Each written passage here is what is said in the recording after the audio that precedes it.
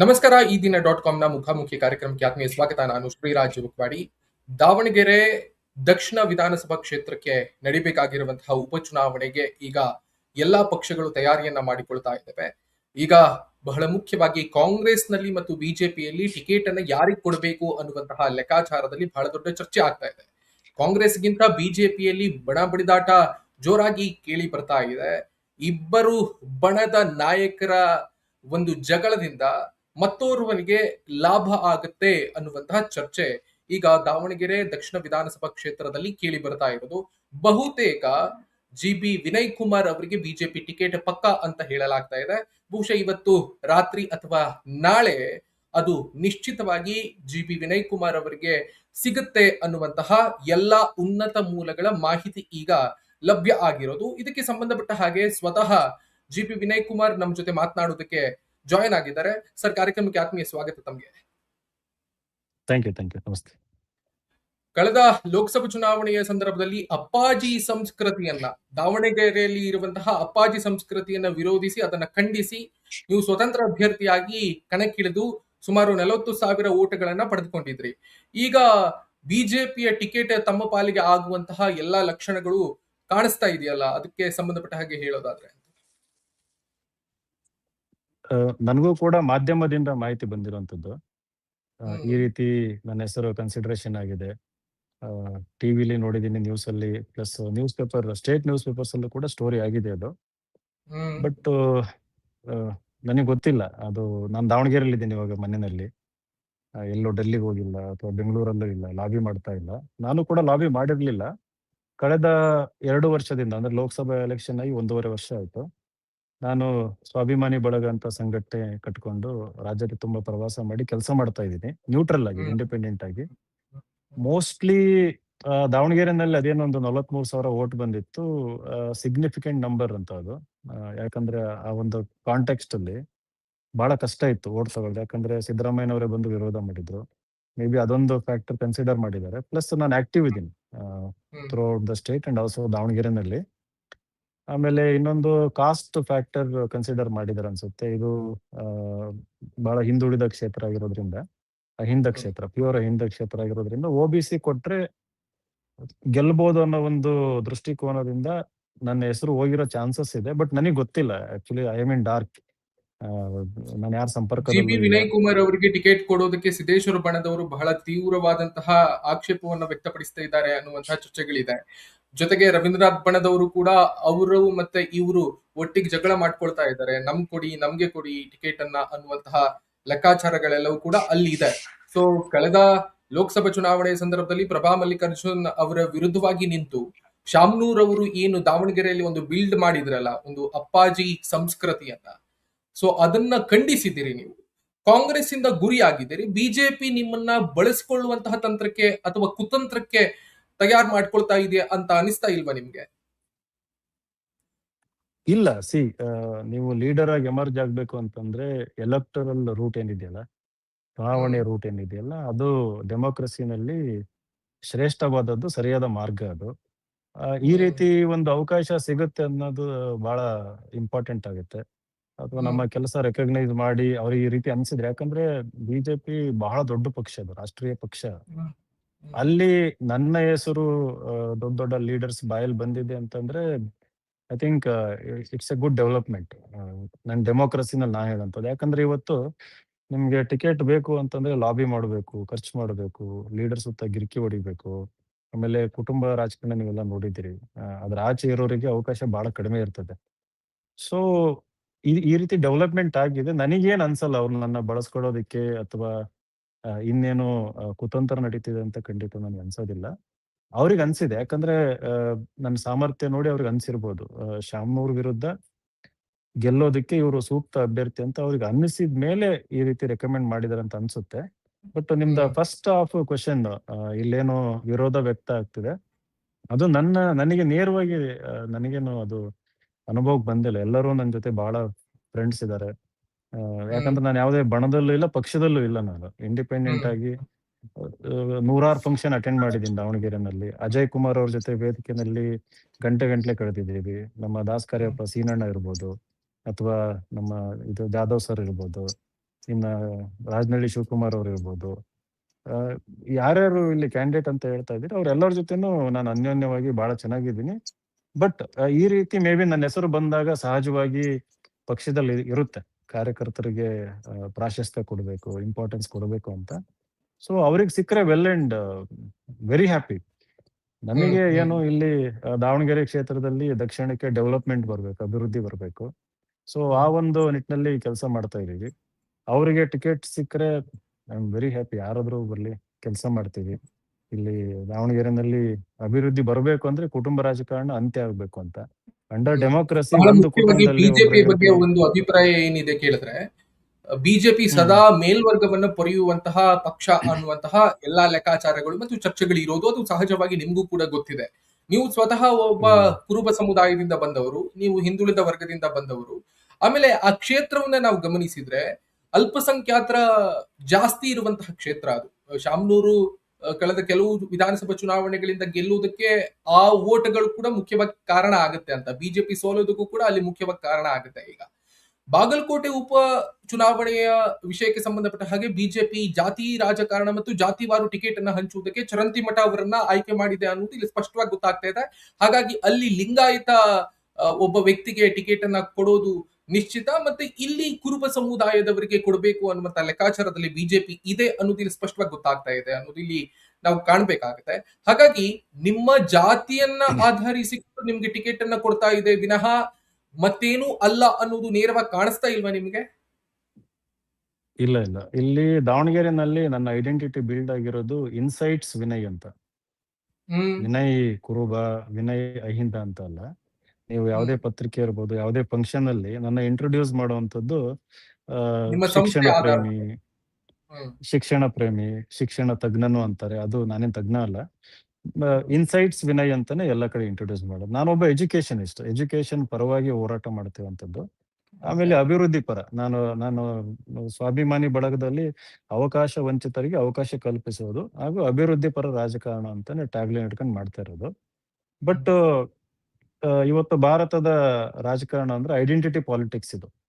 ನಾನು ಏನೇ ಎಜುಕೇಶನಿಸ್ಟ್ ಏನೇ ಅಂತಂದ್ರು ಕೂಡ ಹ್ಮ್ ಇವತ್ತು ಸೊಸೈಟಿನಲ್ಲಿ ಆ ಕಾಸ್ಟ್ ಸಿಸ್ಟಮ್ ಬಹಳ ಇನ್ಹೆರೆಂಟ್ ಆಗಿರೋದ್ರಿಂದ, ಡೀಪ್ ಇರೋದ್ರಿಂದ ಅವರು ಐಡೆಂಟಿಫೈ ಮಾಡೋದು ಮೊದಲು ಅವ್ರ ಜಾತಿಯವ್ರ ಜೊತೆನೆ. ಜನ ವೋಟ್ ಹ್ಮ್ ಹಾಕ್ಬೇಕು ಅಂತಂದಾಗ ಹ್ಮ್ ಈಗ ಸಿದ್ದರಾಮಯ್ಯನವ್ರಿಗೆ ಕುರುಬ್ರು ಯುನಾನಿಮಸ್ ಆಗಿ ವೋಟ್ ಹಾಕೋದು, ಸಿದ್ದರಾಮಯ್ಯ ಹ್ಮ್ ಕುರುಬ್ರು ಅಂತಾನೆ. Hmm Siddaramaiah Ahinda leader, Siddaramaiah great leader ಅಂತಂದಲ್ಲ, great leader, hmm but identity first Kuruba ಅಂತ ಕನೆಕ್ಟ್ ಆಗ್ತದೆ. ಹ್ಮ್ ಆಮೇಲೆ ಅವರು ಅದಕ್ಕಿಂತ ಜಾತ್ಯತೀತ ಹೆಚ್ಚು ನಾಯಕ ಅಹಿಂದ ಅಹಿಂದ ಅನ್ನೋದು. ಅಹಿಂದ ನಾಯಕ ಅನ್ನುವ ದೃಷ್ಟಿಯಲ್ಲಿ. ಅಲ್ಲ, ಅದನ್ನು ಇದೆ, ಅದೇ ಅದೇ ನೆಕ್ಸ್ಟ್ ಅದೇ ಬರ್ತಾ ಇದೆ. ನಮ್ಮ like ಹ್ಮ್ ಕುರುಬರು ಹಾಕುವಂತದ್ದು ಆ ದೃಷ್ಟಿಯಿಂದ. ಆಮೇಲೆ ಅವರು ಹ್ಮ್ ಜಾತ್ಯತೀತ ಒಂದು ವ್ಯಕ್ತಿತ್ವ ಇದ್ದಾಗ ಬೇರೆಯವರು ಆಗ್ತಾ ಹೋಗ್ತಾರೆ. ಸೊ ನಾನು ಕೂಡ ಹ್ಮ್ ಒಬ್ಬ ಜಾತ್ಯತೀತ ವ್ಯಕ್ತಿಯಾಗಿ ಹ್ಮ್ ಒಂದು ಎಜುಕೇಶನ್ ಅನ್ನೋದು ಮತ್ತು ಅಭಿವೃದ್ಧಿ ಅನ್ನೋದನ್ನ ಸೆಂಟ್ರಲ್ ಆಗಿ ಇಟ್ಕೊಂಡು, ಅದು ನನ್ನ ಮೇನ್ ಐಡೆಂಟಿಟಿ ಬೇಸಿಕಲಿ ಎಜುಕೇಶನಿಸ್ಟ್ ಅಂತ. ಸೊ ಐ ಥಿಂಕ್ ಬಿಜೆಪಿನಲ್ಲಿ ಆ ಒಂದು ಡಿಸ್ಕಷನ್ ಆಗಿದೆ. ಅವರಿಗೆ ಹ್ಮ್. ಅಲ್ಲ, ಮೂರ್ ಈಗ ನೀವು ಎಜುಕೇಟೆಡ್ ಇಲ್ಲಿ ಲೀಡರ್ಸ್ ಬೇಕು. ಜಾತ್ಯತೀತ ಅನ್ನುವಂತಹ ಶಬ್ದವನ್ನ ಬಳಸಿದ್ರಿ. ಈಗ ಬಿಜೆಪಿ ಜಾತ್ಯತೀತತೆಯನ್ನ ಫಾಲೋ ಮಾಡ್ತಿದ್ಯಾ ಅನ್ನೋದೇ ಪ್ರಶ್ನೆ ಇಲ್ಲಿ ಅಂತ. ಅಂದ್ರೆ ನೀವು ಒಬ್ಬ ಜಾತ್ಯತೀತ ನಾಯಕರಾಗಿ ನೀವು ಗುರುತಿಸಿಕೊಳ್ಳುವುದಕ್ಕೆ ಪಾಲಿಟಿಕ್ಸ್ ಅಲ್ಲಿ ನೀವು ಇಷ್ಟಪಡ್ತೀರಿ ಅನ್ನೋದಾದ್ರೆ ಬಿಜೆಪಿ ನಿಮ್ಗೆ ಅದಕ್ಕೆ ಅವಕಾಶ ಮಾಡಿಕೊಡುತ್ತಾ? ಬಿಜೆಪಿಯ ಸಿದ್ಧಾಂತ ಏನು, ಬಿಜೆಪಿಯ ನ್ಯಾಷನಾಲಿಟಿಯ ಹಿಡನ್ ಅಜೆಂಡಾ ಏನು ಅನ್ನೋದ್ರ ಬಗ್ಗೆ ರಾಜಕೀಯ ವಲಯದಲ್ಲಿ ಬಹಳ ದೊಡ್ಡ ಚರ್ಚೆ ಆಗ್ತಾ ಇದೆ. ಮತ್ತೆ ಅದು ಎಲ್ಲರಿಗೂ ಕೂಡ ಗೊತ್ತಿರೋದು ಅಂತ. ಅಂತಹ ಪಕ್ಷದ ಜೊತೆಗೆ ನೀವು ಮಿಂಗಲ್ ಆಗ್ತೀರಿ, ನೀವು ಆ ಪಕ್ಷದಿಂದ ಟಿಕೆಟ್ ಅನ್ನ ಬಯಸಿ ಇಲ್ಲಿ ಸ್ಪರ್ಧೆಗೆ ಇಳಿತೀರಿ ಅನ್ನೋದಾದ್ರೆ ಅದು ಎಷ್ಟರ ಮಟ್ಟಿಗೆ ಸಮಂಜಸ ಅಂತ ಅನ್ನಿಸ್ತಾ ಇದೆ ನಿಮ್ಗೆ ಅಂತ? ಒಬ್ಬ ಶಿಕ್ಷಣ ತಜ್ಞನಾಗಿ, ಆಮೇಲೆ ಅಲ್ಲಿನ ಯುವ ಸಮುದಾಯದಲ್ಲಿ ಒಬ್ಬ ಲೀಡರ್ ಆಗಿ ಗುರುತಿಸಿಕೊಂಡವ್ರು ನೀವು. ಪಕ್ಷಾತೀತವಾಗಿ, ಜಾತ್ಯತೀತವಾಗಿ ನೀವು ಗುರುತಿಸಿಕೊಳ್ಳುವುದಕ್ಕೆ ಇಷ್ಟಪಡ್ತೀರಿ. ಬಿಜೆಪಿಯ ಮಡಿಲಲ್ಲಿ ಒಂದು ಕೂಸಾಗಿ ಇರೋದಕ್ಕೆ ನೀವು ಇಷ್ಟಪಡ್ತೀರಾ? ಈ ಎಲ್ಲ ಆಧಾರದಲ್ಲಿ ನೀವು ಹೇಳೋದಾದ್ರೆ ಅಂತ. ಸಿ, ನಾವು ಈ ನಮ್ಮ ಇಂಡಿಯನ್ ಪಾಲಿಟಿಕ್ಸ್ ಅಲ್ಲಿ ಈ ಆಪ್ಟಿಕ್ಸ್ ಅನ್ನೋದು, ನೀವೆಲ್ಲ ಏನ್ ಮಾಡ್ತೀರಿ, ಬೆಂಗಳೂರಲ್ಲಿ ಕುತ್ಕೊಂಡು, ಡೆಲ್ಲಿನಲ್ಲಿ ಕುತ್ಕೊಂಡು ಈ ಹ್ಮ್ ವಿಚಾರವಾದಿಗಳು ಭಾಷಣ ಮಾಡೋದು, ಪ್ರಖರವಾಗಿ ಖಂಡಿಸೋದು. ನಾನು ಒಂದ್ ಹ್ಮ್ ಕಾಲದಲ್ಲಿ ಅಲ್ಲಿದ್ದೆ, ನೋಡಿದೀನಿ, ಕೇಳಿದೀನಿ. ಹ್ಮ್ ವಿಚಾರ ಸಂಕಿರಣಗಳಲ್ಲಿ ಏನಾಗ್ತದೆ ಅಂತ ನೋಡಿದೀನಿ. ಈಗ ಪೆನ್ನಲ್ಲಿ ಬರೆಯೋದು, ಭಾಷಣದ ಮಾಡೋದು, ಆಮೇಲೆ ವಾಸ್ತವ ಲೋಕಲ್ ಅಲ್ಲಿ ಏನಾಗುತ್ತೆ ಅನ್ನೋದು ಒಂದು ರಿಯಾಲಿಟಿ ಏನಿದೆ ಹ್ಮ್ ಅದ್ರ ಅರಿವಿರೋದಿಲ್ಲ. ನೀವು ಮೇಲಲ್ಲಿ ಕೂತಿರೋಂಥವ್ರು ಇಲ್ಲ, ಇವತ್ತು ಯಾರು ಬಂದು ಇನ್ವೆಸ್ಟಿಗೇಟಿವ್ ಜರ್ನಲಿಸಂ ಮಾಡಲ್ಲ. ವಿಚಾರವಾದಿಗಳು ಯೂನಿವರ್ಸಿಟಿ ಒಳಗಿರ್ತಾರೆ ಲೆಕ್ಚರ್ ಕೊಡಕ್ಕೆ, ಇಲ್ಲಿ ಬಂದು ಸ್ಟಡಿ ಮಾಡ್ತಾರ ಫೀಲ್ಡ್ ಸ್ಟಡಿ? ಇಲ್ಲ, ಮಾಡಲ್ಲ. ಅದನ್ನ ನಾನು ಒಪ್ಪೋದಿಲ್ಲ. ದಾವಣಗೆರೆನಲ್ಲಿ ಈಗ ಸಮೀಕ್ಷಾ ಆಧಾರದ ಮೇಲೆ ವರದಿಗಳು ಮಾಡ್ತಾ ಇರುವ ಪತ್ರಿಕೋದ್ಯಮ ಇದೆ. ಇಲ್ಲ ಆ ಇಲ್ಲ ಪತ್ರಿಕೋದ್ಯಮದಲ್ಲಿ ಈ ದಿನ ಕೂಡ ಒಂದು ಅನ್ನೋದನ್ನ ನಾನು ಇಲ್ಲಿ ಸ್ಪಷ್ಟಪಡಿಸ್ತೇನೆ. ಅಲ್ಲಿ ಎಕ್ಸೆಪ್ಷನ್ಸ್, ಅದು ವೆರಿ ಆ, ಎಕ್ಸೆಪ್ಷನ್. ಅದು ಒಂದ್ ಹ್ಮ್, ಕಾಲ ಇತ್ತು, ಆ ರೀತಿ ಜರ್ನಲಿಸಂ ಇತ್ತು. ಆ ಜರ್ನಲಿಸಂ ಇಲ್ಲ ಇವತ್ತು. Hmm, okay, that is the another point. Coming to major point, ನನ್ನ ಹ್ಮ್, ಕನ್ಸರ್ನ್ ಇರುವಂತದ್ದು ದಾವಣಗೆರೆ ಡೆವಲಪ್ಮೆಂಟ್. ಹ್ಮ್, ನನ್ನ ಮೇಜರ್ ಇಶ್ಯೂ ಇರುವಂತದ್ದು Davanagere development. So Davanagere development ಆಗ್ಬೇಕು ಅನ್ನೋದಾದ್ರೆ, ಈಗ ನೀವೇ ಹೇಳಿದ್ರಿ ನಾನು ಕುರುಬ ಹಿಂದುಳಿದ ವರ್ಗಕ್ಕೆ ಸೇರಿದ್ದೇನೆ ಅಂತಂದು. ಪೊಲಿಟಿಕ್ಸ್ ಅಲ್ಲಿ ಬ್ಯಾರಿಯರ್ಸ್ ಇದೆ, ಆಯ್ತಾ? ಹ್ಮ್, ಕಾಂಗ್ರೆಸ್ ಪಕ್ಷದಲ್ಲಿ ಎಸ್ಪೆಷಲಿ ಎಷ್ಟು ಬ್ಯಾರಿಯರ್ ಇದೆ ಅಂತಂದ್ರೆ ಅಲ್ಲಿ ಅಬ್ಸಲ್ಯೂಟ್ಲಿ ನೋಡಿ, ಮೈನಾರಿಟಿ ಅವರು ಹೋರಾಟ ಮಾಡ್ಬೇಕು, ಹೊಡೆದಾಡ್ಬೇಕು, ಆಯ್ತಾ? ಒಂದು ಟಿಕೆಟಿಗೋಸ್ಕರ ಅವರು ಪಾಪ್ಯುಲೇಷನ್ ಜಾಸ್ತಿ ಇದೆ, ಬೈ ಹ್ಮ್, ಡಿಫಾಲ್ಟ್ ಅವ್ರಿಗೆ ಟಿಕೆಟ್ ಸಿಗ್ಬೇಕಾಗಿತ್ತು. ಜಿತ್ನಿ ಓಕೆ. ಆಬಾದಿ ಉತ್ನಿ ಹಕ್ ಅಂತ ಹೇಳ್ತಾರೆ. ಜಿತ್ನಿ ಹ್ಮ್, ಆಬಾದಿ ಉತ್ನಿ ಹಕ್ ಅಂತ ಅಂದ್ರೆ ಅವ್ರು ಹೋರಾಟ ಮಾಡೋದಲ್ಲ, ಅವ್ರ ಮನೆ ಬಂದು ಟಿಕೆಟ್ ಕೊಡ್ಬೇಕು. ಈಗ ಹ್ಮ್, ಆಲ್ರೆಡಿ MP ಇರೋರು, ಮಿನಿಸ್ಟರ್ ಇರೋರು, ಹ್ಮ್, ಆಯ್ತಾ? ಮತ್ತೆ ಮಗನಿಗೆ MLA ಬೇಕು ಅಂತ ಅಂದಾಗ, ಯು ಇಮ್ಯಾಜಿನ್ ದಟ್ ಈಸ್, ಅದು ಯಾವ ಸೆಕ್ಯುಲರ್ ಅಲ್ಲ, ಯಾವ ಡೆಮೋಕ್ರೆಟಿಕ್ ಅಲ್ಲ, ಯಾವ ಕಾನ್ಸ್ಟಿಟ್ಯೂಷನ್ ಅಲ್ಲ. ನೀವು ಹ್ಮ್, ಅದನ್ನ ಖಂಡಿಸಿ, ಯಾರು ಹ್ಮ್, ಲೀಡರ್, ಸೆಕ್ಯುಲರ್ ಲೀಡರ್ ಅಂತ ಓಡಾಡ್ತಾರಲ್ಲ, ಅವ್ರ ಎದುರಿಗೆ ಹೋಗ್ಬಿಟ್ಟು ಮಾತಾಡ್ಬೇಕು, ಈ ಪ್ರಶ್ನೆಗಳನ್ನ ಕೇಳಬೇಕು. ನೀವಲ್ರಿ ಹ್ಮ್, ಸಾಮಾಜಿಕ ನ್ಯಾಯ ಮಾತಾಡ್ತಿರಲ್ಲ, ಸೆಕ್ಯುಲರ್ ಅಂತ ಮಾತಾಡ್ತಿರಲ್ಲ, what hmm, is real secularism? ಆ ಒಂದು ಹ್ಮ್, ಕ್ಷೇತ್ರದಲ್ಲಿ ಮುಸ್ಲಿಂಗೆ ಟಿಕೆಟ್ ಕೊಡುವಂತದ್ದು ರಿಯಲ್ ಸೆಕ್ಯುಲರಿಸಂ, ಹ್ಮ್, ಆಯ್ತಾ? ಹ್ಮ್, ಈಗ ಯಾರೋ ಹ್ಮ್, ಒಬ್ಬ ಬ್ಯಾಕ್ವರ್ಡ್ ನನ್ನನ್ನು ಐಡೆಂಟಿಫೈ ಮಾಡಿ ಆಪ್ಷನ್ ಕೊಡಕ್ ಬಂದಾಗ ಈ ಪ್ರಶ್ನೆಗಳು ನಮಗೆ ಡೈರೆಕ್ಟ್ ಆಗ್ತವೆ. ಈ ತರ ಹ್ಮ್, ಹ್ಮ್, ಪ್ರಶ್ನೆಗಳು ಇದಾವಲ್ಲ, ನಮಗೆ ಡೈರೆಕ್ಟ್ ಆಗ್ತವೆ. ಅಂಡ್ ಹ್ಮ್, ಈ ವಾಸ್ತವದ ಬಗ್ಗೆ ಅರಿವಿದೆ, ಹಾಗಾಗಿ ನಾನು ನೇರವಾಗಿ ಉತ್ತರ ಕೊಡಬಲ್ಲೆ. ನನ್ನ hmm, concern, political power is essential, must. ಅದು ಪೊಲಿಟಿಕಲ್ ಪವರ್ ಇಲ್ಲ ಅಂತಂದ್ರೆ ನೀವ್ ಏನು ಮಾಡಕ್ಕಾಗಲ್ಲ ಈ ದೇಶದಲ್ಲಿ. ನನ್ನ ಹ್ಮ್, ವಿಷನ್ ಇದೆ, ಹ್ಮ್, ಒಂದು ದಾವಣಗೆರೆ ಅಂತಂದ್ರೆ ವರ್ಲ್ಡ್ ಕ್ಲಾಸ್ ಸಿಟಿ ಆಗ್ಬೇಕು ಅಂತ. ನಾನು ಹ್ಮ್, ಭಾಷಣ ಮಾಡ್ಕೊಂಡಿದ್ರೆ ಅದು ವರ್ಲ್ಡ್ ಕ್ಲಾಸ್ ಸಿಟಿ ಆಗಲ್ಲ. ಅದು ಹ್ಮ್. ನನಗೆ ಐ ಅಲ್ಲಿಗೆ should become a lawmaker. Shamanur ಶಿವಶಂಕರಪ್ಪನವರು ಅನೇಕ ಯೋಜನೆಗಳನ್ನ ಮಾಡಿದ್ದಾರೆ. ಮತ್ತೆ ಮಲ್ಲಿಕಾರ್ಜುನ್ ಅವರು ಕೂಡ ಆಮೇಲೆ ಪ್ರಭಾ ಮಲ್ಲಿಕಾರ್ಜುನ್ ಕೂಡ ಒಂದಿಷ್ಟು ಯೋಜನೆಗಳನ್ನ ದಾವಣಗೆರೆಗೆ ತರುವಂತಹ ಪ್ರಯತ್ನವನ್ನ ಬಹಳ ದೊಡ್ಡ ಮಟ್ಟದಲ್ಲಿ ಮಾಡ್ತಾ ಇದ್ದಾರೆ. ನೀವು ಇಲ್ಲಿ ಸ್ಪಷ್ಟವಾಗಿ ಉಲ್ಲೇಖಿಸಿದ್ರಿ ಎಜುಕೇಶನ್ ಸಂಬಂಧಪಟ್ಟ ಹಾಗೆ ದಾವಣಗೆರೆಯಲ್ಲಿ ಇನ್ನೂ ಅಭಿವೃದ್ಧಿ ಆಗ್ಬೇಕು ಅಂತ. ಶಾಮನೂರು ಶಿವಶಂಕರಪ್ಪನವರ ಟ್ರಸ್ಟ್ ಇದೆ, ಒಂದಿಷ್ಟು ವಿದ್ಯಾರ್ಥಿಗಳಿಗೆ ಎಜುಕೇಶನ್ ಅನ್ನ ಕೊಡ್ತಾ ಇದ್ದಾರೆ. ಇದೆಲ್ಲವೂ ಕೂಡ ಅಲ್ಲಿನ ಜನರಿಗೆ ಗೊತ್ತಿಲ್ಲ ಅಂತ ಹೇಳ್ತೀರಾ ನೀವು ಹಾಗಾದ್ರೆ? ಅವೆಲ್ಲ ಪ್ರೈವೇಟ್ ಎಂಟಿಟೀಸ್, ಪ್ರೈವೇಟ್ ಪ್ರಾಪರ್ಟೀಸ್, ಹ್ಮ್, ಕಮರ್ಷಿಯಲ್ ವೆಂಚರ್ಸ್ ಅವೆಲ್ಲ. ಹ್ಮ್, ಯಾವುದು ಫ್ರೀ ಹ್ಮ್, ಸ್ಕೂಲ್ ಇಲ್ಲ, ಕಣ್ಣಿಲ್ದೇ ಇರೋರಿಗೆ, ಹ್ಮ್, ವಯಸ್ಸಾಗಿರೋರಿಗೆ, ಬಡ ಹ್ಮ್, ಮಕ್ಕಳಿಗೆ ಫ್ರೀ ಸ್ಕೂಲ್ ಕೊಟ್ಟು ಈ ತರ ಮಾಡಿದೀನಿ ಅಂತಂದ್ರೆ ನೀವ್ ಹೇಳೋದನ್ನ ಒಪ್ಕೊಂಡು ಖಂಡಿತ. ಆಮೇಲೆ ದಾವಣಗೆರೆನಲ್ಲಿ ಗೌರ್ಮೆಂಟ್ ಮೆಡಿಕಲ್ ಕಾಲೇಜ್ ಇಲ್ಲ. ಗೌರ್ಮೆಂಟ್ ಹ್ಮ್, ಮೆಡಿಕಲ್ ಕಾಲೇಜು ಅಂತಂದ್ರೆ it's a free checkup for all the poor people, hmm, ಅಲ್ವಾ? ಹ್ಮ್, ಬಂದಿರೋದೆಲ್ಲ ವಾಪಸ್ ಹೋಗಿದೆ. ಪಕ್ಕದಲ್ಲಿ ಹಾವೇರಿನಲ್ಲಿ ಗುದ್ಲಿ ಪೂಜೆ ಆಯ್ತು, ಆಯ್ತಾ? ಹ್ಮ್, ಈಗ 2 ಮೆಡಿಕಲ್ ಕಾಲೇಜ್ ಮಾಡ್ಕೊಂತಾರೆ ಸ್ವಂತಕ್ಕೆ. ಈಗ ದಾವಣಗೆರೆನಲ್ಲಿ ಹ್ಮ್, ಬೇಕಲ್ವಾ ಮೆಡಿಕಲ್ ಕಾಲೇಜು? ನೀವು ಅದಕ್ಕೆ ಹ್ಮ್, ಹೇಳಿದ್ದು ಫೀಲ್ಡಿಗೆ ಬಂದಿಲ್ಲ, ನಿಮ್ಗೆ ಗೊತ್ತಿಲ್ಲ. ದಾವಣಗೆರೆನಲ್ಲಿ UBDT ಕಾಲೇಜ್ ಅಂತ ಇದೆ. One hmm, one one of the like in the past ಅಲ್ಲಿ it was one of the best engineering colleges in Karnataka. Hmm, UBDT ಕಾಲೇಜಲ್ಲಿ ಅವ್ರದ್ದೇನು ಅಲುಮ್ನಿ ಇದಾರಲ್ಲ, ವರ್ಲ್ಡ್ ಕ್ಲಾಸ್ ಇಂಜಿನಿಯರ್ಸ್ ಎಲ್ಲ ಆಗಿದ್ದಾರೆ. ಇವತ್ತು ನೀವು ಆ ಹ್ಮ್, ಕ್ಯಾಂಪಸ್ ಒಳಗೆ ಹೋಗ್ಬಿಟ್ರೆ ನಿಮಗೆ ಶಾಕ್ ಆಗ್ತದೆ. ಹ್ಮ್, ಅದು ಪಾಳು ಬಿದ್ದಿರೋ ಸ್ಥಿತಿ, ಮುಚ್ಚೋಗೋ ಪರಿಸ್ಥಿತಿ ಬಂದಿದೆ. ಅಲ್ಲಿ ಯಾವುದೇ ಫಂಡ್ ಇಲ್ಲ. It is getting dried up. ಅಲ್ಲಿ ಸ್ಟೂಡೆಂಟ್ ಅಡ್ಮಿಷನ್ ಹ್ಮ್, ಕಡಿಮೆ ಆಗ್ತಾ ಇದೆ. ಮೊನ್ನೆ ರೀಸೆಂಟ್ ಆಗಿ ಇಶ್ಯೂಗಳು ಆಯ್ತು. ಅದನ್ನ ಹ್ಮ್, ಮನಸ್ಸು ಮಾಡಿದ್ರೆ IIT ಕನ್ವರ್ಟ್ ಮಾಡ್ಬೋದು ನೀವು. IISM ಧನ್ಬಾದ್ ಅಂತ ಇದೆ, ಅದು ನಾರ್ಮಲ್ ಎಂಜಿನಿಯರಿಂಗ್ ಕಾಲೇಜ್, IIT ಆಯ್ತು. ಬನಾರಸ್ ಹಿಂದೂ ಯೂನಿವರ್ಸಿಟಿ ಕ್ಯಾಂಪಸ್ ಅಲ್ಲಿ ನಾರ್ಮಲ್ ಎಂಜಿನಿಯರಿಂಗ್ ಕಾಲೇಜ್, IIT ಆಯ್ತು. ಅವೆಲ್ಲ UBDT ಆದ್ಮೇಲೆ ಬಂದಿರೋದು. ಹ್ಮ್, ಡೆಲ್ಲಿನಲ್ಲಿ ಹ್ಮ್, ಒಂದು ಎಂಜಿನಿಯರಿಂಗ್ ಕಾಲೇಜ್ IIT ಕನ್ವರ್ಟ್ ಆಯ್ತು, ಆಯ್ತಾ? ಹ್ಮ್, ವಿಷನ್ ಇರಬೇಕು. ಈ ಸ್ವಂತಕ್ ಮಾಡ್ಕೊಂಡಿರೋದನ್ನ ನಾವು ಅಭಿವೃದ್ಧಿ ಮಾಡಿದಾರೆ ಅಂತಂದ್ರೆ ಅದು ತಪ್ಪಾಗ್ತದೆ ಅಂತ. ಹ್ಮ್, ಹ್ಮ್, ಹ್ಮ್, ನೀವು ಹ್ಮ್, ಜಸ್ಟಿಫೈ ಮಾಡ್ತಾ ಇದೀರಿ, ಹ್ಮ್. ಅವ್ರು ಮಾಡಿರೋದನ್ನ ಜಸ್ಟಿಫೈ ಮಾಡ್ತಾ ಇದೀರಿ ಇಲ್ಲ ನೀವು. ಇಲ್ಲ, ಐ ಆಮ್ ನಾಟ್ ಜಸ್ಟಿಫೈಯಿಂಗ್. ನನ್ಗೆ ಯಾಕೆ ಅವ್ರ ಪಕ್ಷದ ಕಾರ್ಯಕರ್ತ ಅಲ್ಲ ನಾನು, ನನ್ಗೆ ಆತರ ದರ್ದಿಲ್ಲ. ಬಟ್ ಜನ ಆಡ್ಕೊಳ್ಳುತ್ತಿರುವಂತಹ ಮತ್ತೆ ಒಂದಿಷ್ಟು ಯೋಜನೆಗಳನ್ನ ಒಂದಿಷ್ಟು ಕೆಲಸ ಮಾಡಿದ್ದಾರೆ ಅನ್ನುವಂತಹ ರಿಪೋರ್ಟ್ ಅನ್ನ ಅವರೇ ಕೊಡ್ತಾರೆ ಅನ್ನೋದನ್ನ ನಾನು ನಿಮ್ಮನ್ನು ಉಲ್ಲೇಖಿಸಿದೆ ಅಂತ ನೀವು ಹೇಳಿದ್ರಲ್ಲ, ಅದಕ್ಕೋಸ್ಕರ. ಸೊ ಹಾಗಾಗಿ ಈಗ ನೀವು ಇಲ್ಲಿ ಸ್ಪಷ್ಟವಾಗಿ ಇಲ್ಲಿ ಚರ್ಚೆ ಇರೋದು ಏನ್ ಕೇಳಿದ್ರೆ, GP ವಿನಯ್ ಕುಮಾರ್ ಅವರು ಬಿಜೆಪಿಗೆ ಪಾಲಾಗ್ತಾರೆ ಅನ್ನೋದು ಇಲ್ಲಿ ಸ್ಪಷ್ಟವಾಗಿ ಗೊತ್ತಾಗ್ತಾ ಇದೆ. ಈಗ ಬೈ ಎಲೆಕ್ಷನ್ ಆದ್ಮೇಲೆ ನಿಮ್ಮ ಮುಂದಿನ ಸ್ಥಿತಿ ಏನು ಅನ್ನೋದು ಕೂಡ ಇಲ್ಲಿ ಮುಖ್ಯವಾಗಿ ಪ್ರಶ್ನೆ ಉದ್ಭವ ಆಗುತ್ತೆ. ಈಗ ಬಿಜೆಪಿ ಅನೇಕ ಯುವಕರನ್ನ ಬಳಸ್ಕೊಂಡು ಯೂಸ್ ಅಂಡ್ ಥ್ರೋ ಅನ್ನುವ ಹಾಗೆ ಮಾಡ್ಬಿಟ್ಟಿರೋದು ಇಡೀ ದೇಶದಾದ್ಯಂತ ಗೊತ್ತಿರೋದು. ಮತ್ತೆ ನಮ್ಗೆ ಪಕ್ಕದೇ ಇರುವಂತಹ ರಾಜ್ಯದಲ್ಲಿ ಅಣ್ಣಾಮಲೈಯವರನ್ನು ಯಾವ ರೀತಿಯಾಗಿ ಬಳಸ್ಕೊಳ್ತು ಅನ್ನುವುದನ್ನು ಕೂಡ ನಾವಿಲ್ಲಿ ಗಮನಿಸಬೇಕಾಗುತ್ತೆ. ಅವರನ್ನು ಕೂಡ ಬಿಜೆಪಿಯ ರಾಜ್ಯಾಧ್ಯಕ್ಷ ಸ್ಥಾನದಿಂದ ಕೆಳಗಿಳಿಸ್ತು. ಆಮೇಲೆ ಯಡಿಯೂರಪ್ಪನವರನ್ನ ಇಲ್ಲಿ ಕರ್ನಾಟಕದಲ್ಲಿ ಎಷ್ಟರ ಮಟ್ಟಿಗೆ ರಾಜಕೀಯವಾಗಿ ಬಳಸ್ಕೊಳ್ತು, ಮತ್ತೆ ಅವರನ್ನು ಯಾವ ರೀತಿಯಾಗಿ ಬಲವಂತವಾಗಿ ಆ ಮುಖ್ಯಮಂತ್ರಿ ಸ್ಥಾನದಿಂದ ಕೆಳಗಿಳಿಸಲಾಯಿತು ಅನ್ನುವುದು ಕೂಡ ನಿಮ್ಗೆ ಗೊತ್ತಿದೆ. ಅನೇಕ ಬೇರೆ ಬೇರೆ ರಾಜ್ಯಗಳಲ್ಲೂ ಕೂಡ ಬಿಜೆಪಿ ನಾಯಕರನ್ನ ಬಳಸ್ಕೊಂಡಿರೋದು ಗೊತ್ತಿದೆ ಅಂತ. ಈಗ ಬೈ ಎಲೆಕ್ಷನ್ ಅಲ್ಲಿ ಒಂದ್ 2 ವರ್ಷ ನಿಮ್ಮನ್ನು ಬಳಸ್ಕೊಂಡು ಆಮೇಲೆ ಲೋಕಸಭಾ ಚುನಾವಣೆಗೂ ಅಥವಾ ಮತ್ತೆ ಬರುವಂತಹ ವಿಧಾನಸಭಾ ಚುನಾವಣೆಗೆ ನಿಮ್ಗೆ ಟಿಕೆಟ್ ಕೊಡುತ್ತೆ ಅನ್ನುವಂತಹ ಯಾವ ವಿಶ್ವಾಸದ ಮೇಲೆ ನೀವು ಬಿಜೆಪಿಯನ್ನ ಸೇರ್ಪಡೆಗೊಳ್ತಿದ್ದೀರಿ ಅನ್ನೋದು ಇಲ್ಲಿ ಪ್ರಶ್ನೆ ಅಂತ. ಇಲ್ಲ, ಈಗ ನಾನಿನ್ನು ಬಿಜೆಪಿ ಸೇರ್ಪಡೆಗೊಂಡಿಲ್ಲ. ಹ್ಮ್ ನನಗೆ ನಾನಾಗ್ಲೇ ಹೇಳ್ದಂಗೆ ಲಾಬಿ ಮಾಡ್ತಾ ಇಲ್ಲ. ನನಗೆ ಹ್ಮ್ ಡೆಲ್ಲಿಯಿಂದನೂ ಯಾರು ಕಾಂಟ್ಯಾಕ್ಟ್ ಅಲ್ಲಿ ಇಲ್ಲ. ಮಾಧ್ಯಮದ ಮೂಲಕ ಸಿಗುತ್ತೆ ಅಂತ ಗೊತ್ತಾಗಿದೆ. ಈಗ ಟಿಕೆಟ್ ನನಗೇ ಸಿಗುತ್ತೆ ಅನ್ನೋದಾದಾಗ ಅದಾದ್ಮೇಲೆ ಸೇರ್ಪಡೆ ಆಗ್ತದೆ. ಹ್ಮ್ ಟಿಕೆಟ್ ಸಿಕ್ಕ ಹ್ಮ್ ಮೇಲೆ ಸೇರ್ಪಡೆ. ಹ್ಮ್ ಆವಾಗ ಸೇರ್ಪಡೆ ಆದ್ಮೇಲೆ ಸೋಲು ಗೆಲುವು ಇರ್ತದೆ. ಗೆದ್ರೆ ಹ್ಮ್ MLA, ಸೋತ್ರೆ ಹ್ಮ್ ಬಿಜೆಪಿ ಪಕ್ಷದೊಳಗೆ ಇರ್ತೀವಿ. ಆ ಹ್ಮ್ ಪಕ್ಷದ ಒಂದು ಏನ್ ಐಡಿಯಾಲಜಿ ಇರ್ತದೆ, ಸಿದ್ಧಾಂತ ಹ್ಮ್ ಇರ್ತದೆ, ಅದನ್ನ ಹ್ಮ್ ಚೌಕಟ್ಟಿನೊಳಗಿದ್ದಾಗ ಯಾರು ಕೂಡ ಆ ಈಗ ಕಾಂಗ್ರೆಸ್ನಲ್ಲೂ ಅಷ್ಟೇನೆ, ಏನೋ ಒಂದು ಚೌಕಟ್ಟು ಮೀರಿದಾಗ ಅಲ್ಲೂ ಕೂಡ ಪನಿಷ್ ಮಾಡಿದ್ದಾರೆ, ಇಲ್ಲ ಅಂತಲ್ಲ. ಫಾರ್ ಎಕ್ಸಾಂಪಲ್, ಹ್ಮ್ ಇತ್ತೀಚೆಗೆ ಒಡಿಶಾದಲ್ಲಿ ರಾಹುಲ್ ಗಾಂಧಿ ಜನಗಳನ್ನ ಮೀಟ್ ಮಾಡಲ್ಲ, ರಾಹುಲ್ ಗಾಂಧಿ ಇನ್ಆಕ್ಸೆಸಿಬಲ್ ಅಂತ ಯಾರೋ ಒಬ್ಬ ಬಹಳ ಸೀನಿಯರ್ ಲೀಡರ್ ಒಂದು ಸ್ಟೇಟ್ಮೆಂಟ್ ಕೊಟ್ಟರು ಒಡಿಶಾದಲ್ಲಿ. ಹ್ಮ್ ಹ್ಮ್ ಹ್ಮ್ ಏನ್ ಹ್ಮ್ ಮಾಡಿದ್ರು, ಬಹಳ ಫ್ರೀಡಮ್ ಡೆಮೋಕ್ರಸಿ ಇರುವಂತ ಪಾರ್ಟಿ ಏನ್ ಮಾಡಿದ್ರು, ಅವ್ರನ್ನ ತೆಗೆದು ಹಾಕಿದ್ರು.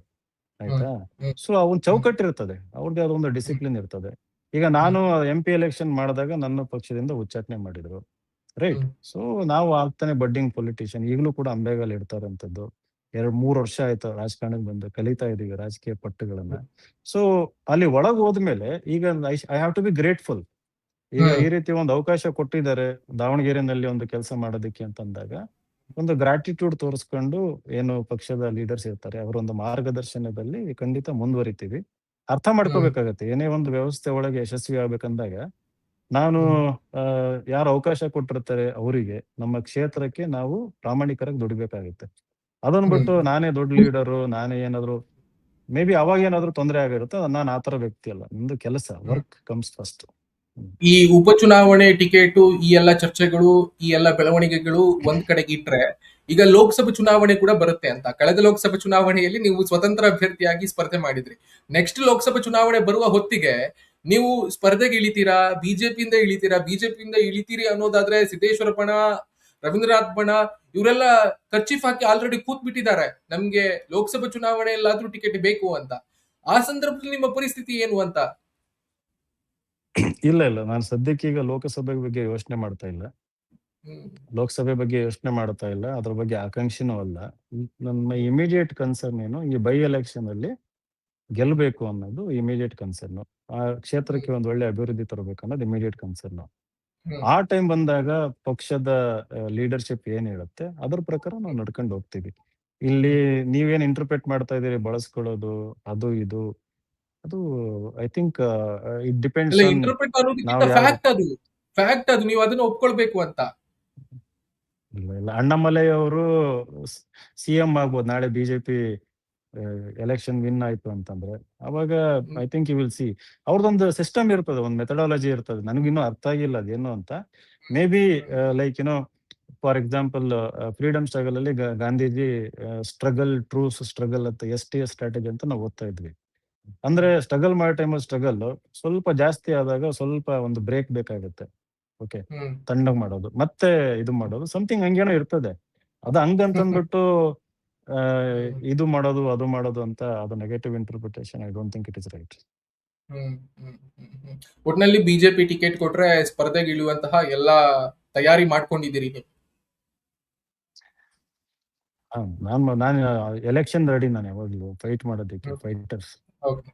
ಅವಕಾಶ ಒಬ್ಬ ಸಿಕ್ಕರೆ ಕುರುಬ ಖಂಡಿತವಾಗಿಯೂ. ಸಮುದಾಯದಿಂದ ಬಂದಂತಹ GB ವಿನಯ್ ಕುಮಾರ್ ಅವರು ಬಿಜೆಪಿಗೆ ಹೋಗಿ ಸ್ಪರ್ಧೆಗೆ ಇಳಿತಾರೆ ಅನ್ನೋದಾದ್ರೆ, ಹಿಂದುಳಿದ ವರ್ಗದವರೆಲ್ಲರೂ ಕೂಡ ನಿಮ್ಗೆ ವೋಟ್ ಹಾಕ್ತಾರೆ ಅನ್ನುವಂತ ನಂಬಿಕೆ ಇದೆಯಾ ನಿಮ್ಗೆ?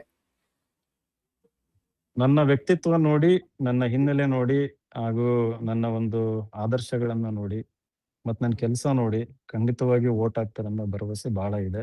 ಜಾತ್ಯತೀತವಾಗಿ, ಇನ್ಫ್ಯಾಕ್ಟ್ ನೀವು ಅದನ್ನ ಟಿಕೆಟ್ ಸಿಗ್ಲಿ ನೋಡೋಣಂತೆ. ಹ್ಮ್ ಹ್ಮ್ ಹ್ಮ್ ಮುಸ್ಲಿಮ್ಸು ಹ್ಮ್ ಕೂಡ ನನಗೆ 10,000 ರಿಂದ 15,000 ಜನ ವೋಟ್ ಹಾಕ್ತಾರೆ ಅನ್ನೋ ನಂಬಿಕೆ ನನಗಿದೆ. ಹ್ಮ್ ಬಹಳ ಜನ ಹೇಳ್ತಾರೆ ಹಾಕೋದಿಲ್ಲ, ಬಿಜೆಪಿ ಹಾಕಲ್ಲ ಅಂತ ಹೇಳ್ತಾರೆ. ವಿನಯ್ ಬಟ್ ಕುಮಾರ್ ಅವರೇ, ನನ್ ಪಾಲಿಟಿಕಲಿ ಯಾವಾಗ್ಲೂ 2+2 4 ಆಗೋದಿಲ್ಲ ಅನ್ನೋದು ನಿಮ್ಗೆ ಗೊತ್ತಿದೆ ಅಂತ ಅನ್ಕೊಳ್ತೀನಿ. ಹೌದು, ಬಟ್ ಇದು politics is all psychology, sociology, political science. ಅದ್ ಅರ್ಥ ಮಾಡ್ಕೊಂಡ್ರೆ ಎಲ್ಲಾ ಲೆಕ್ಕಾಚಾರನು ಸರಿ ಆಗ್ತದೆ ಅನ್ನೋದು ನಂಬಿಕೆ ಇದೆ. ಓಕೆ, ಥ್ಯಾಂಕ್ ಯು ಇಷ್ಟೊತ್ತು ನಮ್ಮ ಜೊತೆಗೆ ಇದ್ದು ನಿಮ್ಮ ಅಭಿಪ್ರಾಯವನ್ನ ಹಂಚಿಕೊಂಡಿರೋದಕ್ಕೆ. Anyhow, all the very best ನಿಮ್ಗೆ ಎಲೆಕ್ಷನ್ಸ್ಗೆ. Thank you so much. ನಿಮ್ಗೂ ಆಲ್ ದ ಬೆಸ್ಟ್. ನಿಮ್ಮ ಪತ್ರಿಕೆಗೆ ರಿಯಲ್ ಜರ್ನಲಿಸಂ ಮಾಡ್ತಿದ್ದೀನಿ ಅಂತ ಹೇಳಿದ್ರಿ, ಅದು ಖಂಡಿತವಾಗಿ ಅದನ್ನ ಮಾಡ್ತಿದೀವಿ ಕೂಡ. ಬಹಳ ಸಂತೋಷ ಆಗುತ್ತೆ. ಆ ರೀತಿ ಜರ್ನಲಿಸಂ ಜಾಸ್ತಿ ಆಗ್ಬೇಕು. ಐ ಆಮ್ ಪ್ರೋ ಆ ತರ real stories. Thank you so much. ನಮಸ್ಕಾರ. ಮತ್ತಷ್ಟು ವಿಶೇಷ ವಿಡಿಯೋಗಳನ್ನು ನೋಡಲು ಮತ್ತು ಹೊಸ ವಿಡಿಯೋಗಳ ಬಗ್ಗೆ ತಿಳಿಯಲು ಈ ದಿನ .com ಯೂಟ್ಯೂಬ್ ಚಾನೆಲ್ ಸಬ್ಸ್ಕ್ರೈಬ್ ಮಾಡಿ ಮತ್ತು ಬೆಲ್ ಐಕಾನ್ ಕ್ಲಿಕ್ ಮಾಡಿ.